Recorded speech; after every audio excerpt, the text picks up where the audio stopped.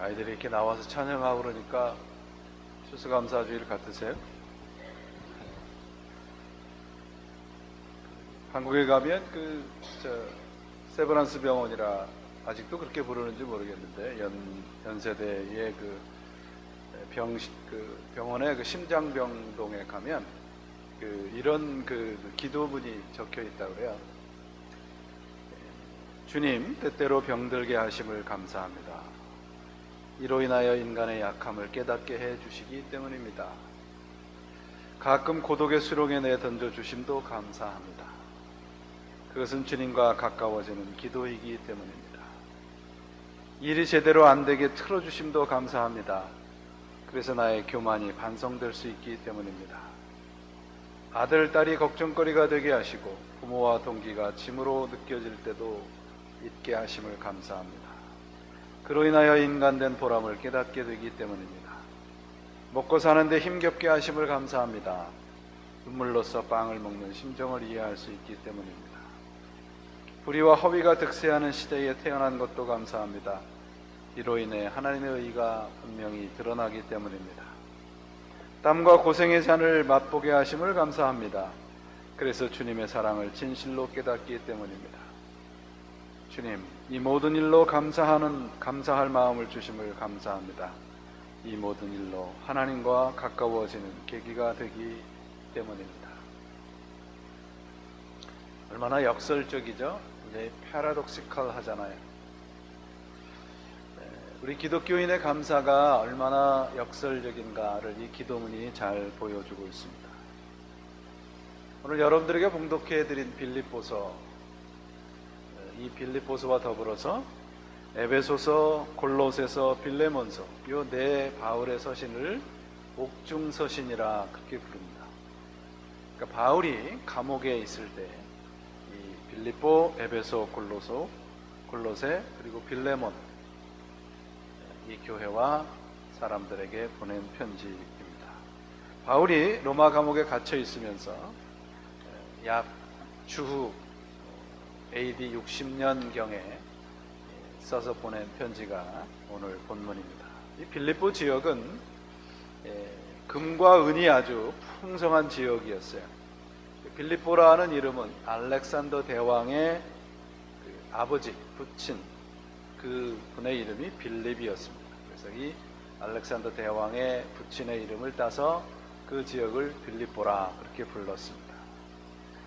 이 빌립보 지역에서는 예수님이 태어나시기 27년 전에 여러분 이제 잘 아시는 로마 제국의 초대 황제가 된 그 옥타비아누스 사람이 그 안토니우스와 합쳐서 누구를 죽이나요? 브루투스와 캐시우스를 죽이고 자신들이 왕권을 쥐게 되는데요. 그 왕권을 쥐는 데에 핵심되는 전투를 했던 곳이 이 빌립보 지역입니다. 그래서 전투 이후에 승리를 한 후에 이 빌립보 이 지역은 로마 직활시로 확정을 하게 됩니다. 그래서 이 빌립보 지역은 사람들을 다 로마 시민권자로 인정을 해 주었고, 이 모든 황제에게 바치는 세금이나 모든 이런 그 의무들을 다 면제해, 로마에 사는 사람들처럼 면제해 주고 로마 시민권자들과 동등한 권리를 주게 됩니다. 이 바울이 세운 이 빌립보 교회는 그래서 이 고린도 후서에 나오는 마게도니아 교회들 가운데 하나였는데, 바울이 유럽에서 세운 가장 첫 번째 세운 교회가 이 빌립보 교회입니다. 그래서 이 바울 일행이 유대인들이 아닌 그 이방인들로부터 매를 맞고 감옥에 갇힌 최초의 장소가 이 빌립보 지역입니다. 그 빌립보 교회는 이 바울이 세웠는데, 바울의 이 교회를 개척하는 데에 동역자가 누굽니까? 네? 의견이 분분합니다. 우리 잘 아는 그 자주장사라고 그러죠. 루디아가 이 바울과 함께 세운 교회가 이 빌립보 교회입니다. 그리고 이 노예로 있었던 소녀와 감옥의 그 간수 가족들로부터 시작한, 그러니까 약 3가정으로부터 시작된 아주 가난한 교회였습니다.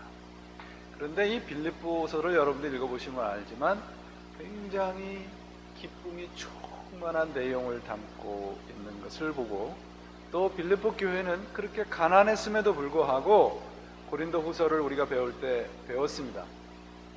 아주 선교에 적극적으로 동참을 하면서 선교 헌금을 풍성하게 바쳤던 곳이기도 합니다.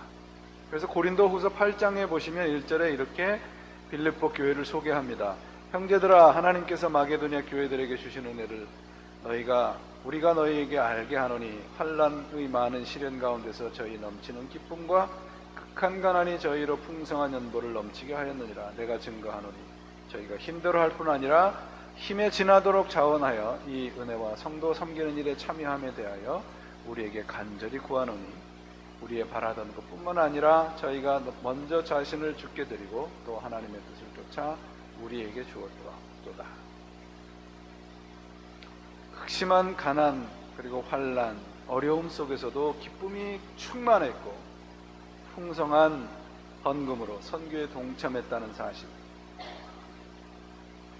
하나님께 드리는 감사가 얼마나 역설적인가라는 것을 보여주는 대목이기도 합니다. 그러니까 이 빌립보서는 감옥에 갇힌 바울에게 교인들이 선교 헌금을 보냅니다. 거기에 대한 감사의 마음을 담아서, 그리고 바울 스스로는 감옥 안에서 하나님께 찬양하는 감사의 찬양의 내용이 오늘 빌립보서입니다.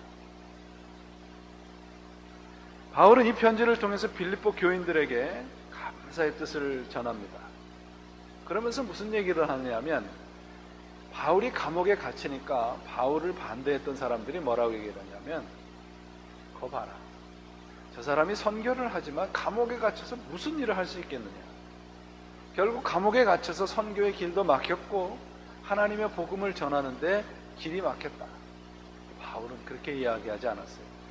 내가 여기에 갇혀 있어도 하나님의 복음은 세상 끝까지 전하여질 것이고 내가 그 일에 작은 불씨가 될 것이다. 결코 좌절하지 않았습니다.